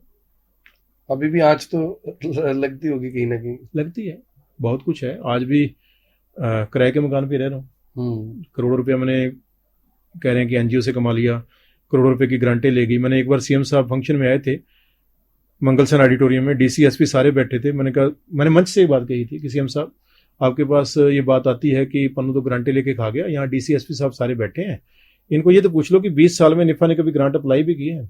खाएंगे तो तब जब मिलेगी, हम तो अप्लाई नहीं करते। 20 साल में DC ऑफिस का रिकॉर्ड चेक कर लो, क्योंकि कोई भी सरकारी ग्रांट बिना DC के नहीं जा सकती, जिला प्रशासन स्टेट को, स्टेट से नेशनल को जाती है। तो हमने आज तक अप्लाई ही नहीं करी, जब अप्लाई नहीं करेगी तो खाएंगे कहां से? आप रिकॉर्ड चेक कर लो। कहने को तो कोई भाई किसी के लिए कुछ भी कह दे। और दूसरी बात, जो लोग ग्रांटें खाते हैं, जो लोग और काम करते हैं, वो बड़ी बड़ी कोठियां बना के बैठे होते हैं, वो किराए में नहीं बैठे होते। मुख्यमंत्री जी ने आपको 51 लाख रुपए दिए, यानी कि पूर्व मुख्यमंत्री मनोहर लाल खट्टर ने, लेकिन आजकल तो आपसे दूरी दिखती है, ऐसे लगता है भी कुछ नाराजगी है, वो जाहिर नहीं करते लेकिन महसूस जरूर करवाते हैं। नहीं, वो जाहिर भी करते हैं, ऐसा नहीं है। मैं जब SP करनाल के कैबिनेट मिनिस्टर जब मैं SP करनाल से मिलने गया था, तो उन्होंने मुझे बिठा लिया, मुझे पूछा कि आप आकर्षण के साथ चल रहे हो? मैंने कहा जी बिल्कुल चल रहा हूँ। तो आपको पता है सीएम साहब आपसे नाराज चल रहे हैं? मुझे स्पष्ट कहा SP ने, आपको पता है सीएम साहब आपसे नाराज चल रहे हैं? मैंने कहा जी मुझे महसूस हो रहा है, लेकिन मैं, ये तब की बात है जब मैं गिरफ्तार, जब आप गिरफ्तार थे। तो मैंने उनको एक बात कही, मैंने कहा SP साहब देखिए, मैं उनका बहुत सम्मान करता हूँ, आज भी करता हूँ, मैंने 2014 में उनका साथ दिया। प्रितपाल पन्नू आज तक नॉन पॉलिटिकल रहा है, पर्सनल लेवल पे मैं किसी के साथ चला हूं, लेकिन ओपनली मैंने कभी पॉलिटिकल पार्टी को समर्थन नहीं किया, क्योंकि मैं अपनी एक छवि जो है जो नॉन पॉलिटिकल वो रखना चाहता हूं। लेकिन मैंने मुख्यमंत्री जी का इलेक्शन के दिनों में प्रोग्राम करवाया 2019 के इलेक्शन में मंगल सेन ऑडिटोरियम में सारी संस्थाओं को बुला के, क्योंकि मैं उनका दिल से सम्मान करता हूं। हालांकि मैं पॉलिटिकल आदमी नहीं, हालांकि मैं पॉलिटिकल नहीं हूं, लेकिन मैंने कहा जी अगर उन्होंने आपको कहा है तो मेरा मैसेज पहुंचा देना कि आपको इस मामले में गलत गाइड किया जा रहा है, पहली बात। और दूसरी बात कि 9.5 साल में प्रतिपाल पन्नू ने कभी आपके पास कोई नौकरी लगवाने के लिए या ट्रांसफर के लिए नहीं आया। मेरा ऑन रिकॉर्ड है, ना कोई पर्सनल काम। मैंने आज तक पर्सनल काम नहीं कहा। पर्सनल काम तो एक मेरी जरूरत पड़ी थी जिसमें मुझे ठेंगा दिखा दिया गया। 2 जिंदगी में ऐसे इंसिडेंट आए जहां नीचे वालों ने मुझे ऊपर नहीं जाने दिया कि इसका पर्सनल काम है। वो बहुत बड़ी जिंदगी का मेरा काम था, नहीं हुए वो। लेकिन कहने का मतलब मैंने उनको स्पष्ट शब्दों में कहा कि देखो मुझे लालच नहीं है कोई भी उनसे। मैंने जब 9.5 साल में कोई लालच अपना नहीं रखा। हाँ, संस्था के लिए जाता रहा हूं, समाज के लिए जाता रहा हूं, उन्होंने मदद भी करी है, उनका मैं एहसानमंद भी हूं, मैं दिल से उनका सम्मान करता हूं, कल भी करता था, आज भी करता हूं। लेकिन मैं एक बात कहना चाहता हूं एसपी साहब, आकर्षण उपल ने अगर थप्पड़ मारा है तो उसे थप्पड़ मारने की सजा दो, उसे फांसी मत दो। ये बात मैंने मुंह पे कही थी एसपी साहब को, मैं ऑन रिकॉर्ड बोल रहा हूँ कि मैंने कहा जिसने थप्पड़ मारा है तो उसे थप्पड़ मारने की सजा दो, फांसी की सजा मत दो। तो एसपी का क्या जवाब था कि पन्नू जी को जरूरी थोड़ी है कि जिसको आप थप्पड़ मारोगे वो आगे से आपको एक ही थप्पड़ मारेगा, आपने किसी को एक मारा वो 4 मार सकता है। मैंने कहा जी बिल्कुल ठीक है, मैं सहमत हूं, लेकिन आप तो मारने वालों नहीं है ना, आप तो न्याय की कुर्सी पे बैठे हो। आपने ये देखना है कि आकर्षण ने 1 मारा है तो उसको 1 थप्पड़ की सजा दो, जिसने 4 मारे उसको 4 की दो, जिसने जितनी ज्यादती करी उसको दो, तो वो हंस पड़े, बात को टाल गई उस बात को। तो मैं ये मान के चलता हूं कि मैं ये बात ओपनली कह रहा हूं कि मुख्यमंत्री मनोहर, मेरा चौटाला साहब से संपर्क रहा है। चौटाला साहब जब यात्रा लेकर आए थे भाई कन्हैया जी की, मैं उनके साथ रहा। मेरा संबंध सिर्फ बंसीलाल जी से इतना नहीं रहा, हालांकि रजत शर्मा के शो जो उस समय जनता की अदालत हुआ करता था, आज की आपकी अदालत है, तो उसमें जब बंसीलाल जी आए थे तो मैं उस शो में गया था, मैंने कुछ सवाल जवाब भी किए थे। लेकिन मेरा उनसे संबंध नहीं रहा। मेरा चौटाला साहब से संबंध रहा, मेरा हुड्डा साहब से बढ़िया संबंध रहा। लेकिन हुड्डा साहब की एक खासियत थी कि मैंने उनके खिलाफ कई बार झंडे उठाए। ये कल्पना चावला मेडिकल कॉलेज की मूवमेंट में मैंने सरेआम उनके खिलाफ झंडे उठाए। वो उनको पता था कि प्रतिपाल पन्नू मेरे विरोध पे, मेरी सरकार के विरोध पे खड़ा है। लेकिन जापान जब मुझे मिले एक कॉन्फ्रेंस के दौरान, गाड़ी में बैठ रहे थे, नीचे उतर कर आए मिलने के लिए, यहाँ कैसे आए? मैंने कहा जी ऐसे। बोला राजीव अरोड़ा को बुलाया। राजीव अरोड़ा ये हमारी स्टेट की संस्था बढ़िया है, इनकी जो भी एग्जीबिशन है जो हरियाणा का पवेलियन है उसमें लगवाओ। मैंने उनको पता था मैं विरोध कर रहा हूं, लेकिन ये किया आपने, हरियाणा का विरोध कर। हाँ, हरियाणा। तो यहाँ क्या है कि खट्टर साहब को पता है कि मैंने हमेशा जो है समाज के लिए, देश के लिए काम किया है। ठीक है, वो इस बात को अगर सामने बैठेंगे तो मानेंगे। उन्होंने हमेशा हमारा साथ भी दिया है, हमारे हर फंक्शन में साथ दिया है। हमने जब उनके सामने कोई समाज का मुद्दा रखा है उन्होंने माना है। लेकिन उनकी एक कमजोरी क्या है कि नीचे वाले उनको कई बार गलत जानकारी देते हैं। आपके मामले में भी दी, मेरे मामले में दी और बहुतों के मामले में। वो नीचे वाले जो जानकारी कई बार देते हैं उसको वेरीफाई नहीं करते, और वेरीफाई ना करके किसी के प्रति अपनी धारणा बना लेते हैं। अब देखो क्या है कि मैं किसी के प्रति धारणा बनाऊंगा, मैं छोटा आदमी हूं तो मेरे को तो अगला पूछ लेगा इधर अभी कि क्यों धारणा बना रखी है। लेकिन जब बड़ा आदमी किसी के प्रति कोई धारणा बना लेता है ना, तो वो बड़े आदमी की मर्जी होती है कि उस धारणा को बदले या ना बदले। आप इन्फोर्स नहीं कर सकते, आप इन्फोर्स नहीं कर सकते। यहां निचले लेवल पे एक बहुत बड़ी साजिश है। जब मेरे ऑफिस को सील किया गया, मैंने निचले जितने भी बीजेपी के लोग थे सबको रिक्वेस्ट करी कि सीएम साहब से मेरी मीटिंग करा दो, मेरा ऑफिस गलत सील हुआ है, एज पर लॉ ये बनता नहीं है, क्योंकि मैं वहां किराए पे बैठा हूं और किराएदार का पक्ष लिए बिना आप सील नहीं कर सकते, ये लॉ है, सुप्रीम कोर्ट की रूलिंग है। सर मुझे मिलने नहीं दिया गया, मुझे मिलने नहीं दिया गया। ये कई बार ऐसा हुआ कि जब मेरे को बड़ी उसके अंदर जरूरत पड़ी, मैंने मैसेज किया। आपके मामले में ऑन रिकॉर्ड मैसेज है, मैंने भटला जी को किए, ऑन रिकॉर्ड मैसेज है, मैंने अभिमन्यु को किए, आज भी स्क्रीनशॉट में दिखा सकता हूं, मेरे पास पड़े हुए हैं, कि आकर्षण वाले मामले में एक बार मुख्यमंत्री से मेरी मीटिंग कराओ, मैं इसको बड़े तरीके से सॉल्व कर सकता हूं। ये मैटर वैसा नहीं है जैसे इसको प्रोजेक्ट किया जा रहा है, और मैं बात करूंगा। भाई साहब मेरे को मिलने नहीं दिया गया। मैंने डीसी को कहा कि सर मैं बड़े अच्छे तरीके से इसको सॉल्व कर दूंगा, आप एक बार मुख्यमंत्री से मेरी मीटिंग करवा दीजिए। मेरे को सर मिलने चाहते, लोकली तो नहीं चाहते। मुझे एक बीजेपी के खास मित्र ने बताया जो बहुत नजदीक है इस सारे प्रकरण के, उसने कहा पन्नू जी आपको काटने की तैयारी उस दिन हो गई थी जिस दिन आपने इंटरनेशनल गीता महोत्सव करवाया था मॉरिशस में। वहां जिस तरीके से जो है आपने प्रोग्राम करवाया, सब जगह आपका नाम हो रहा था, मुख्यमंत्री जी भी आपसे प्रभावित थे अच्छे से। उसी दिन मैंने कहा मैं कैसे मान लूं? बोला आपने इतना बड़ा गीता महोत्सव मॉरिशस में करवाया, उसके बाद 3 गीता महोत्सव हुए यूके में, कनाडा में, आपको किसी का न्योता आया? मैंने कहा आज तक नहीं आया। कहता ये कैसे है कि पूरे देश को न्योता दिया जा रहा है और जिस बंदे ने मॉरिशस में पूरा प्रोग्राम कराया उसको न्योता तक नहीं दिया गया। कहते उसी दिन एक स्कीम बन गई थी, यार ये ज्यादा आगे जा रहा है, इसके पर कतरो, ये ज्यादा नजदीक हो गया तो ठीक नहीं। तो कहता उसी दिन काटने की तैयारी शुरू हो गई थी। आकर्षण वाला मामला तो बहाना बनाया गया और ये शो किया गया कि ये पता नहीं कितना सरकार के खिलाफ कर दिया गया या खट्टर साहब के खिलाफ था, जबकि वो मामला न्याय की बात थी। वो प्रशासन की ज्यादती के खिलाफ थी, तहसीलदार के गलत रवैये के खिलाफ थी, कहीं ना वो खट्टर साहब के खिलाफ लड़ाई थी, ना ही वो सरकार के खिलाफ लड़ाई थी। लेकिन नीचे कुछ लोग जिनको मैं अच्छे से जानता हूं, मैं नाम लेकर किसी का नाम बदनाम नहीं करना चाहता, वो मेरे अधिकार क्षेत्र में नहीं है, मुझे करना भी नहीं चाहिए, लेकिन उन्होंने गलत तस्वीर पेश की। अब मैं इसलिए मस्त हूं क्योंकि मुझे तो कल भी लालच नहीं था, मुझे आज भी लालच नहीं है भैया। हम तो सरकार किसी की भी हो, गलत काम का विरोध करेंगे, अच्छे काम में सहयोग करेंगे, जी पहले भी करते आए हैं, आज जो भी आपने करेंगे। अभी बात की है कि मैंने कल एक पोस्ट डाली, शायद आपने भी देखी हो, जिसमें 2 राष्ट्रपति थे अमेरिका के, एक जॉर्ज डब्ल्यू बुश और एक थे बराक ओबामा। दोनों अलग अलग पार्टियों के हैं, एक रिपब्लिकन पार्टी के हैं, एक डेमोक्रेटिक पार्टी के हैं। टारगेट सेम था कि ओसामा बिन लादेन को मारना है। सरकार बदल गई, नेता बदल गए, अधिकारी भी बदल जाते हैं, लेकिन टारगेट एक था दोनों पार्टियों का, दोनों नेताओं का, यानी कि वो देश के लिए काम करते हैं। आपके मुद्दे में तो ऐसा लग रहा है कि स्टेट की बात, देश की बात बाद में है, पहले ये देखो कि काटना किसको है, कोई मेरे से आगे तो नहीं जा रहा। अब आप ये देखो ना, नाराजगी तो प्रतिपाल पन्नू से है, निफा को इग्नोर कर दिया गया है। अब निफा में तो प्रतिपाल पन्नू मालिक नहीं है, मैं तो अब एग्जीक्यूटिव का मेंबर भी नहीं हूं, मैंने छोड़ दी थी। मैंने कहा नहीं, मैंने बहुत कर लिया, मैं एज ए संस्थापक आप लोगों को ब्लेसिंग दूंगा, साथ दूंगा।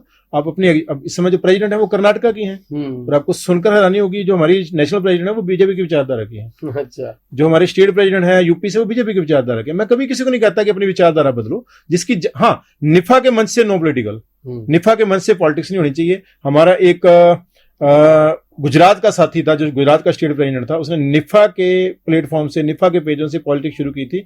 उसको 2 बार वार्निंग देने के बाद हमने स्टेट प्रेसिडेंट से, उन्हें पूरी एग्जीक्यूटिव खत्म कर दी थी कि निफा का जो प्लेटफॉर्म है वो पॉलिटिक्स के लिए यूज नहीं होगा, पर्सनल किसी की जहां एप्लीकेशन रहो।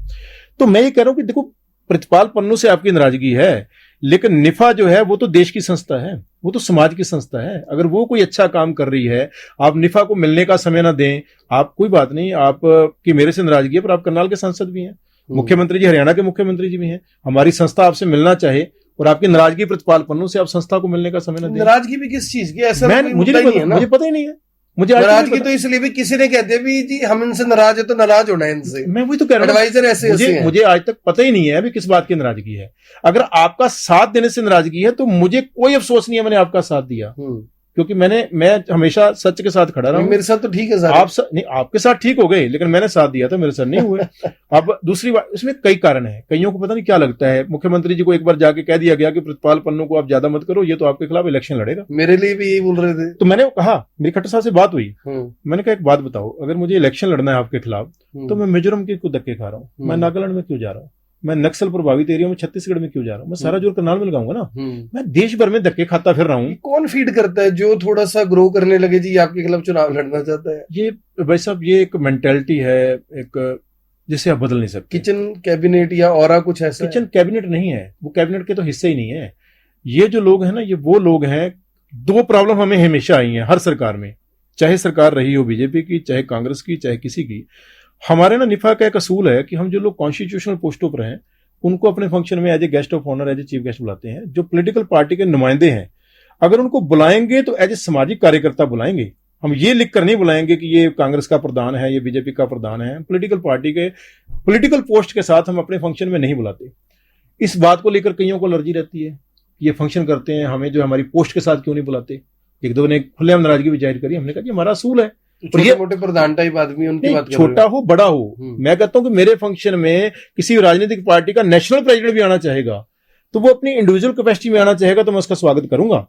अगर वो कहेगा कि मेरे नाम के आगे national president Congress, national president BJP लिख के मेरे को बुलाओ, मैं नहीं बुलाऊंगा। ये मेरी संस्था का असूल है। प्रतिपाल पन्नू पॉलिटिकल हो सकता है, प्रतिपाल पन्नू के साथी निफा के मेंबर पॉलिटिकल हो सकते हैं इंडिविजुअल कैपेसिटी में। निफा के प्लेटफॉर्म पे, निफा के मंच पे जो है पॉलिटिकल डेजिग्नेशन के साथ हम नहीं बुलाते। इसको लेकर कईयों को एलर्जी रहती है। कईयों की जो है एलर्जी ये रहती है कि इस बंदे ने हमें जो है ये बात क्यों कह दी, ठीक है ना, ये प्रोग्राम करवाया तो इसने हमें अहमियत क्यों नहीं दी। रोले छोटी छोटी ईगो के हैं, और वो ईगो के चक्कर में प्रतिपाल पन्नू को मारने के लिए ये नहीं देखते कि यार पन्नू को तो हम मार रहे हैं, पन्नू के साथ साथ उसके जो काम चल रहे हैं देश के लिए, समाज के लिए, उसके जो साथ यूथ चल रहा है वो भी डिमोरलाइज होगा। फर्क नहीं पड़ता ना जी, वो तो मैंने नजदीक से देख लिया भी। एक बंदे को खत्म करना तो उसके साथ चाहे दुनिया खत्म हो जाए, लेकिन उसको पक्का करना है, उसको पक्का करना है। चलिए अब आखिरी 2 सवाल हैं। कई बार आपके लिए सोशल मीडिया पे पोस्टें डलती हैं, प्रितपाल सिंह पन्नू खून का सौदागर है, जी। इस टाइप की, प्रितपाल सिंह पन्नू तो खालिस्तानी है। तो क्या आप खालिस्तान के सपोर्टर हैं, खालिस्तान को सपोर्ट करते हैं? क्या सोच है आपकी खालिस्तान को लेकर, जिसे देश के अंदर ये बताया जाता है कि खालिस्तानी मूवमेंट एक किस्म से उग्रवाद पैदा करती है? दो इशू हैं। पहला इशू है खून के सौदागर का। हमारे, ये बात मैं पहले भी एक बार कर चुका हूँ आपके इसी स्टूडियो में, कि हमारे सारे जो कैंप होते हैं वो सरकारी ब्लड बैंकों के साथ होते हैं। हमारे 99% कैंप जो है वो सरकारी ब्लड बैंकों के साथ होते हैं, हम प्राइवेट के साथ करते ही नहीं है। जब प्राइवेट के साथ करते नहीं है तो सरकारी ब्लड बैंक में ऐसा कौन सा प्रोविजन है कि हम उनको ब्लड दें, उसके बदले में वो हमें पैसे दे दें? रेड क्रॉस देता है 50 रुपए पर डोनर रिफ्रेशमेंट के लिए और बाकी खर्चों के लिए, वो संस्था के अकाउंट में आता है। पर आप समझते हैं कि ब्लड डोनेशन कैंप में मान लीजिए 100 यूनिट हुआ, 5,000 रुपये आया, तो 5,000 में क्या आप समझते हैं कि पूरा ब्लड कैंप जो है वो हो सकता है? उसमें आपने रिफ्रेशमेंट का इंतजाम भी करना है, मोमेंटो भी करने हैं, वेन्यू भी करना है, साउंड भी करनी है, फोटोग्राफर भी करना है, जो बाहर से आ रहे हैं उनके लिए चाय पानी भी करनी है, तो 5,000 में हो सकता है? नहीं हो सकता। तो सरकारी जो ब्लड बैंक है उसमें ऐसा कोई प्रोविजन ही नहीं है। तो ये बातें भी वाहियात बातें थी। तो मैं तो ओपन चैलेंज हमेशा किया है ना, कि जिसको लगता है कुछ ऐसा है वो बकायदा पुलिस को दरखास्त दो, मेरे खिलाफ FIR दर्ज करा के मुझे अंदर करवाओ, ठीक है ना? तो वाहियात बातों का था नहीं। उनका मकसद ये थोड़ी, उनका मकसद ये बदनाम करो सोशल मीडिया पे। दूसरी बात आ जाती है खालिस्तान की। पहली बात तो मुझे खालिस्तानी सिर्फ एक बार लिखा गया, वहीं दोबारा आ रहा हूं कि मैं आपके साथ क्यों चला था, और आपके खिलाफ जो एक पत्रकारों का पूरा समूह चला हुआ था, उन्हीं में से एक दो शरारती लोगों ने मेरे को उस पर लिखा खालिस्तानी। जबकि कई बार बातें हुई हैं और मैं तो ओपन मीडिया पे कह चुका हूं कि हमें अपने देश में मान सम्मान चाहिए। इस देश को आजाद कराने के लिए हमने कुर्बानियां दी हैं, और कम नहीं दी, सबसे ज्यादा कुर्बानियां, मतलब सिखों की बात कर रहा हूं मैं। कोई हिंदुस्तानी तो हम हैं ही, देशभक्त हैं, हमने इस देश के लिए कुर्बानियां दी हैं। तो जिस देश के लिए कुर्बानियां दी हैं, कोई भी व्यक्ति जिस घर को उसने खून पसीने से कुर्बानियों से बनाया उस घर को तबाह नहीं करना चाहेगा। तो इसलिए कुछ सवाल ही पैदा नहीं होता। ये तो धक्के से हमारे मुंह में शब्द ठूसा जा रहा है। ठूस, जिस भी बंदे के साथ विचारधारा ना मिले, अगर उसके सिर पे पकड़ी उसको खालिस्तानी घोषित कर दो। मेरे ऑफिस में जाओ, आपको मेरे ऑफिस में जो मेरी सीट है उस पर तिरंगा लगा हुआ है, परमानेंट है, आप जाके आप देख लो, तिरंगा भी है, भारत का एम्बलम भी है। तिरंगा यात्राएं मैं कई बार निकाल चुका हूं पूरे देश में। मेरी बेटी जब किलिमंजारो क्लाइंब करके आई, तिरंगा लेकर गई। अकांकागुआ गई, तिरंगा लेकर गई। उसको क्या जरूरत पड़ी थी? अगर मैं खालिस्तानी तो उसको तिरंगा लेकर जाने की जरूरत पड़ी। क्या प्रितपाल सिंह पन्नू जो है वो अलग खालिस्तान बनाने के समर्थन में है या नहीं है? 201% नहीं हूं। 201% इसलिए नहीं हूं भाई, आज तक हम रोज अरदास में ये कहते हैं कि पाकिस्तान दे विछड़े गुरु धामां दे दर्शन दीदारियां वास्ते हम लोग रोज अरदास करते हैं कि परमात्मा सानू विछड़े। फिर हम क्या ये कहेंगे कि जो हजूर साहब के गुरुद्वारे बिछड़ जाएं उनके लिए वीजा लेकर जाएं, जो पटना साहब में गुरुद्वारे हैं बिछड़े, पूरे देश में तो बिछड़े पड़े हैं, पूरे देश में तो हमारे गुरुद्वारे बिखरे पड़े हैं। क्या सब जगह वीजा लेकर जाएंगे? और क्या जरूरत, क्या आफत क्या आ रही है? हम अपने हक के लिए यहां लड़ाएंगे ना। अगर कहीं लगता है कि हमें हक नहीं मिल रहे तो हक की लड़ाई डेमोक्रेटिक वे में यहां लेकर करेंगे ना। हम एक छोटा सा खित्ता लेकर, आज जिस पाकिस्तान को कुछ लोग जिस विचारधारा के अपना समर्थक मानते हैं, जिस दिन हम बन गए ना वही पाकिस्तान सबसे पहले हम पे अटैक करेगा। हम इतने से रह जाएंगे, ठीक है ना? वहां से वो अटैक करेगा, हो जाएगा, वहां से वो अटैक करेगा, और यहां से जो है हेल्प मिलेगी नहीं, क्योंकि हम दुश्मन बना चुके हैं। तो भाई मैं इस विचारधारा के बिल्कुल खिलाफ नहीं हूं। ओपन मंचों पे कहता हूं, मेरे साथी चाहे मुझे गालियां निकालें, जो मर्जी कहें, मैं सिख हितों की बात करता था, अब भी कर रहा हूं, संस्था बनाकर कर रहा हूं। हरियाणा सिख एकता दल भी बनाया, इंटरनेशनल सिख फोरम भी बनाई। सिख हितों की बात कर रहा हूं, करूंगा, लेकिन सिख हितों के साथ समाज हित की बात भी करता हूं, राष्ट्रभक्ति की बात भी करता हूं, क्योंकि सिख हितों की बात करने का मतलब खालिस्तान नहीं है। जो लोग अभी इस मूवमेंट का हिस्सा जाने अनजाने बने हुए हैं, सोशल मीडिया पर सपोर्ट करते हैं, यूथ है ज्यादा उसमें, उनको कुछ मैसेज देना चाहेंगे? आप खुद एक सिख हैं और सुलझे हुए सिख हैं, और आपने खुद कहा कि मैं खालिस्तान का समर्थक नहीं, उनको क्या मैसेज देना चाहेंगे? देखो, मेरे उनमें से बच्चे भी हैं, भाई भी हैं। मैं एक चीज कहना चाहूंगा कि जो लोग आपको खालिस्तान परोसते हैं उनमें से एक सबसे बड़ा बंदा पन्नू ही है, गुरपतवंत सिंह पन्नू।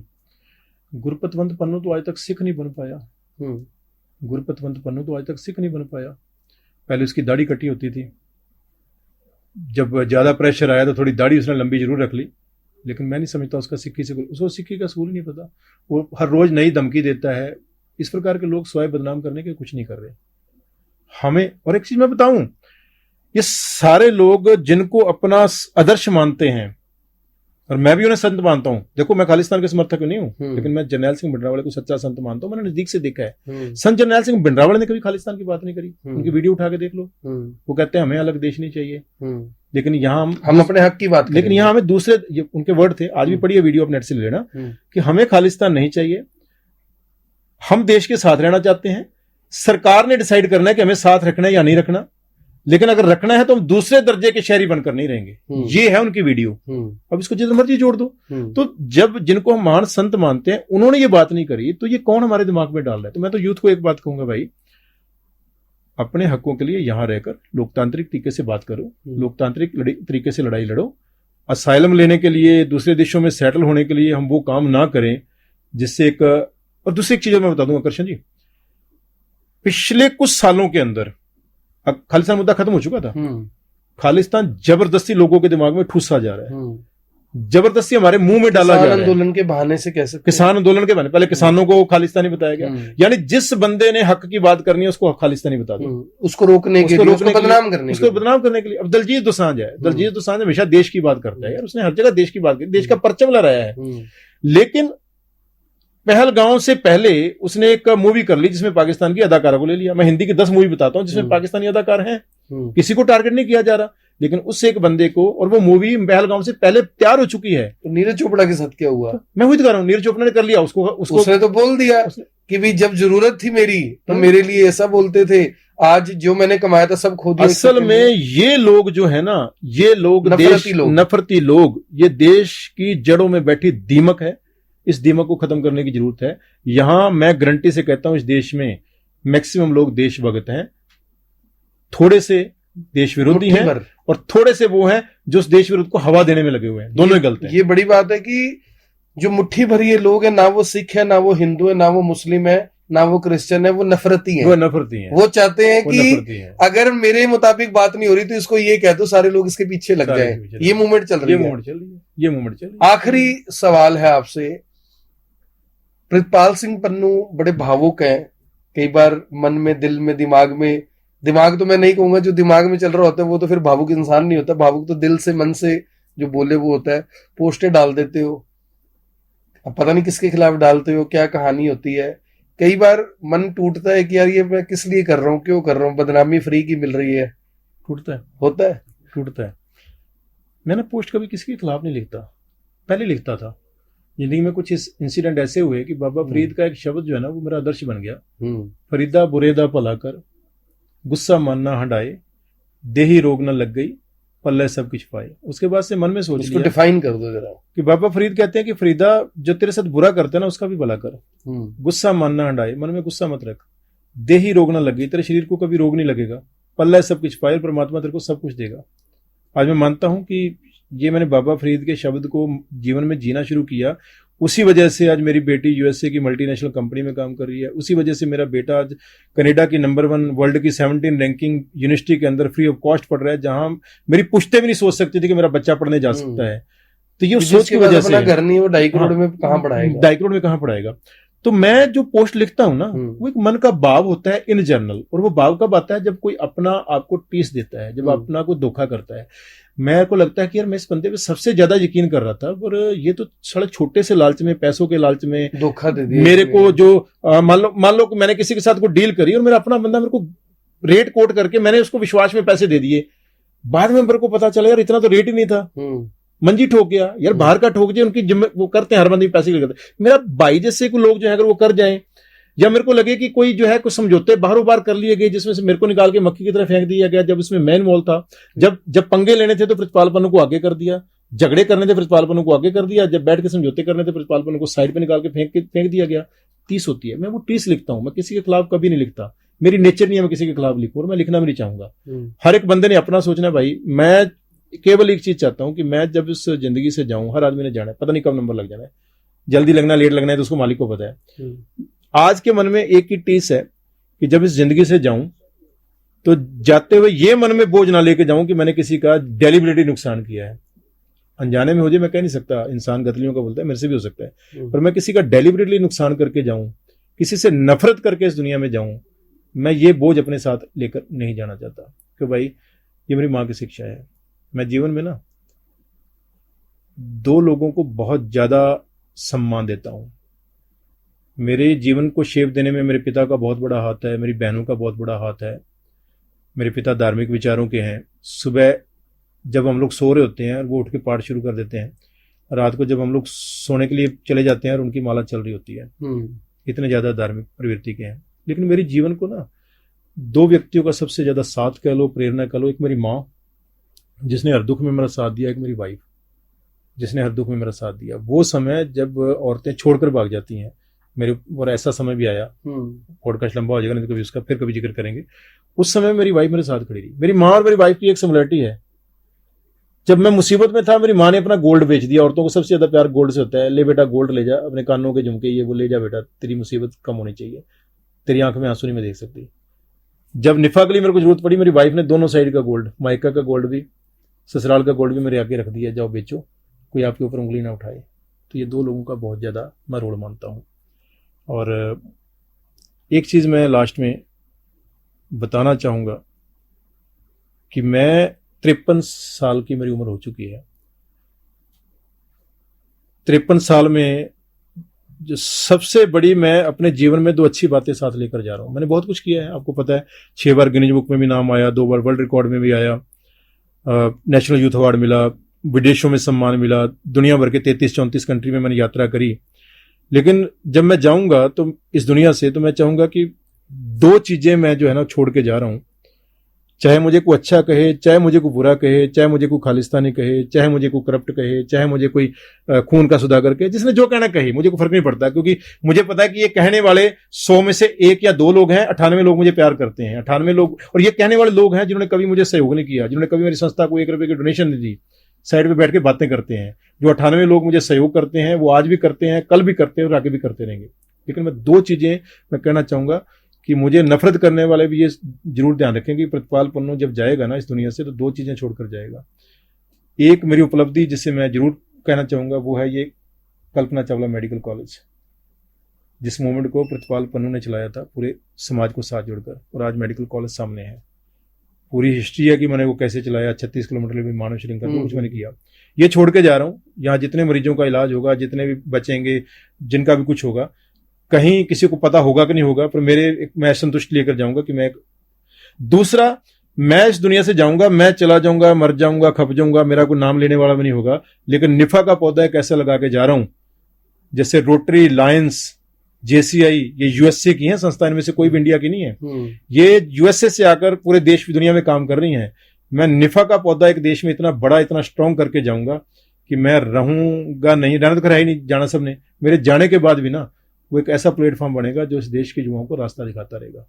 ये मुझे संतुष्टि है कि ये 2 काम मैं ऐसे करके जा रहा हूँ।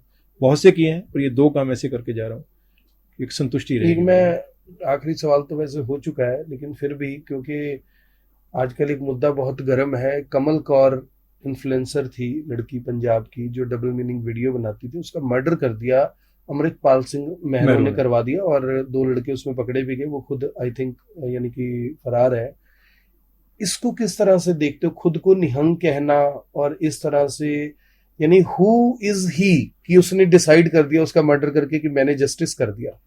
पंजाब में ना बहुत से किस्से मशहूर हैं, हीर रांझा, सोनी महिवाल। एक किस्सा जो है वो सुच्चे सूरमे का बड़ा मशहूर है। सुच्चे सूरमे का किस्सा हमारे जो पुराने लोग हैं वो सुनाते हैं। इवन उनके ऊपर नाटक भी बने, फिल्म भी बनी सुच्चा सूरमा के ऊपर। सुच्चा सूरमा को पूरा जो पंजाब का यूथ है ना, वो एक आदर्श की तरह देखता है। क्या था कि उसकी भाभी बदचलन थी, उसको उसने 2-3 बार समझाया, और नहीं, फिर उसने जो है उसकी भाभी का जो आशिक था उसको भी मार दिया और अपनी भाभी का भी मर्डर कर दिया। तो जिस पंजाब के कल्चर में अपनी भाभी को, वो भी एक औरत थी ना, उसको मारने वाले सुच्चा सूरमे को हीरो माना जाता है। वहां आप एकदम से एक लड़की को मारने के लिए जो है किसी को बिल्कुल जो है विलन बना दें, बड़ी अजीब सी बात है। क्योंकि कल्चर तो आप इतने सालों से ये पढ़ाते आ रहे हो ना। इसमें कोई शक नहीं है कि निहंग सिंह कभी भी औरतों पर हाथ नहीं उठाते थे, कभी युद्ध में भी नहीं उठाया। ये हमारी परंपरा रही है। तो मुझे लगता है कि उसको मारा नहीं जाना चाहिए था, वो गलत है। लेकिन ये भी गलत है कि पंजाब के कल्चर को खत्म किया जा रहा है, गुरुओं के कल्चर को। माई बागो जैसी जहां औरतें हुई, माता गुजरी जैसी जहां औरतें हुई, वहां आज लड़कियां चंद पैसे कमाने के लिए नंगेज परोस रही हैं। कमल कौर जो भाभी है, आपको सुनकर हैरानी होगी, जितने भी ये लोग पकड़े जा रहे हैं, ये basically neither Kaur nor Singh, yes yes yes, जो आई थिंक बिहार, ये बिहार से है। इसका नाम जो है कंचन कुमारी है। हाँ, यस। तो आप कंचन कुमारी कुछ बन के कुछ भी करो, किसी सिख को एतराज नहीं है, लेकिन आप गुरु का दिया हुआ नाम कौर रख के आप गंदगी समाज में फैलाओगे और आपको समझाया जाए, आपको यहां तक ऑफर कर दी गई कि आपका जो खर्चा हम देने को तैयार है, आपका भी शायद 1.5 लाख रुपए के आसपास, आप हम 1.5 लाख रुपए आपका खर्चा हम देंगे कि बहन ये काम मत कर, पंजाब की जवानी खराब ना कर, पंजाब के लोगों को गलत रास्ते पे मत लेके जा। लेकिन लोगों को तो प्रमोट कर देना। आज के बाद कोई फोटो डालने लगेगा, वीडियो बनाने लगेगा, वो तो डर जाएगा। मेरा कुछ लोग सामने आए भी हैं कि जी हमारा भी मर्डर हो सकता है। तो क्यों गलत काम करते हो? ऐसा काम मोले ना कीचे, गुरबाणी कहती है, जित अंत पछतावे। ऐसा काम करते क्यों हूं जिससे पछतावा हो? जिससे आप वीडियो डालते हो ना, आपको वीडियो डालने पे जो है कोई इस प्रकार की निहंगों से धमकी तो नहीं आती? मैं चैनल शुरू कर दिया मैं वहां डाल रहा हूं, मेरे को निहंगों से धमकी तो नहीं आ रही ना? मेरे विचारों से कोई सहमत हो या ना हो, कोई ये तो नहीं कहेगा कि मैं इसको मार दूंगा। पहली बात, मैं दोबारा दोहरा रहा हूं कि मारना गलत था और तरीके थे, लेकिन मारा क्यों गया उसकी वजह जाननी जरूरी है। कि एक लड़की को सारे मौके दिए गए, समझाया भी गया, उसको पैसे भी कह दिया जितना तो कमाती हम दे देंगे, ये लच्चरपना छोड़ दे, पंजाब बर्बाद हो रहा है। एक वो था, एक कुल्ला पीजड़ वाला आया था लड़का, हाँ, ठीक है, उसकी कितनी गंदी वीडियो सामने आई थी, नरसिंह, वो भी सहज रोड़ा है। तो आप ऐसे क्या ये साजिश है क्या कि आपको गलत काम करने हैं तो अपने नाम के आगे कौर लगाना है, नाम के आगे सिंह लगाना है? आप अपने नाम से करो। बिहार से आए, बिहार में जाके करो, बिहार वाले अपने आप देख लेंगे कि उनको ये चीजें पसंद है, नहीं पसंद होगी जूते मारेंगे, आपको पसंद होगी तो स्वागत करेंगे। आप बिहार से उठकर आकर पंजाब में मेहनत मजदूरी करने के लिए मेहनत मजदूरी करो। अगर यहाँ पे आप सोचो कि नंगी तस्वीरें, अश्लील तस्वीरें हम परोस करके, गंदी बातें परोस करके पंजाब का नाश 3 लोगों ने किया है। सबसे पहले पंजाब का नाश किया फिल्मों ने, पंजाबी फिल्मों ने, फिर पंजाबी गायकों ने, जिन्होंने पंजाब के लोगों को दिखा दिया कब्जे करने वाला, नशे करने वाला, दारू, गन कल्चर, ये उन्होंने नाश किया। अब ये नया नाश कर रही है रीले बनाने वाले। तो भाई एक बात समझ लो, मारना गलत है, लेकिन पूरी जनरेशन मर जाए, पूरी संस्कृति मर जाए, उसको बचाने के लिए क्या करोगे आप? पहला हथियार प्रशासन। अब प्रशासन को आपने रिप्रेजेंटेशन दे दी, प्रशासन कार्रवाई ना करे। प्रशासन अच्छे लोगों की, आप जैसे लोगों की तो फेसबुक जो है वो हर तरीके से बंद करने पे तुल जाए, आप लोगों के तो इंस्टाग्राम अकाउंट हर तरीके से बंद तुल जाए, क्योंकि आप गरीब की आवाज उठाते हैं। और जो लोग समाज में गंदगी फैला रहे हैं, लच्चरता फैला रहे हैं, उनके मरने के बाद भी चल रहे हैं। कमल कौर का इंस्टाग्राम अकाउंट अब भी चल रहा है, लोग मजे ले लेके देख रहे हैं। तो जिम्मेदार मैं समझता हूं, जितना मेहरों को हम जिम्मेदार ठहराते हैं, उससे ज्यादा जिम्मेदार प्रशासन है, उससे ज्यादा जिम्मेदार सरकार है, जिसको समाज भी है जो प्रमोट कर रहा है, कोई देख तो रहे हैं लोग, कर रहे हैं। सर आप इंटरनेट खोल लीजिए, आप इंटरनेट पे इतनी गंदगी देखेंगे। मैंने आपको एक कहानी सुना दी कि 16 साल के लड़के ने अपनी 13 साल की बहन को प्रेग्नेंट कर दिया कि वो अबोर्ड माइंड, उसे पता नहीं सही क्या गलत क्या है। तो जब आप गलत परोस रहे हैं, जो छोटे बच्चे उनको पता ही नहीं क्या सही है क्या गलत है। इंटरनेट पे आप चले जाओ, आपको ऐसी ऐसी कहानियां मिलेंगी जहां भाई बहन के साथ कर रहा है, बुआ भतीजे के साथ कर रही है, टीचर के साथ। उसमें कहानी का हेडिंग आता है, जब मैंने अपनी टीचर के साथ संभोग किया, जब मैंने अपनी बहन के साथ किया। ये चीजें इंडिया में इंटरनेट पे अवेलेबल हैं। यार दुबई छोटा सा कंट्री है, आप दुबई में जाके डालकर देखिए, वो आ जाएगा कि ये बहन है। आप वर्ड डालिए, वो वर्ड डाल दी कह देगा ये बहन है। क्या हमारे यहाँ की, हम कहते हैं कि हम दुनिया के सबसे बड़े आईटी के देश हैं, हमारे लोग जो हैं वो गूगल में काम कर रहे हैं, सब जगह काम कर रहे हैं, क्या हम इतने कमजोर हैं कि हम ये 4 वर्ड जो हैं सेक्स से रिलेटेड गंदे वर्ड जो हैं, वो अपनी आईटी सेक्शन को हिदायत नहीं दे सकते कि ये वर्ड आते इंटरनेट पे ब्लॉक कर दो उसको? क्यों नहीं कर सकते? तो we people are responsible, our administration is responsible, our government is responsible कि मेहरों जैसे लोग पैदा होते हैं और उनको इस प्रकार के स्टेप उठाना पड़ते हैं। पॉलिटिकल विल की कमी। पन्नू जी बहुत अच्छा लगा, आपने अपना काफी समय दिया और बहुत ही लंबा पॉडकास्ट हो गया अभी तक का जितने भी मैं कर रहा हूँ। तो आप इस पॉडकास्ट को देखिए भी, अपनी राय भी दीजिए, लाइक भी कीजिए और शेयर जरूर कीजिए। अगर आप भी चाहते हैं कि द आकर्षण उत्पल शो का हिस्सा बने तो हमारे नंबर पर संपर्क कर सकते हैं। हम आपको भी अपने स्टूडियो में इनवाइट करेंगे, आपसे भी जानेंगे, आपसे भी पूछेंगे कि आखिर आपने अपने जीवन में क्या कुछ हासिल किया है। धन्यवाद, बहुत बहुत धन्यवाद कृष्ण जी।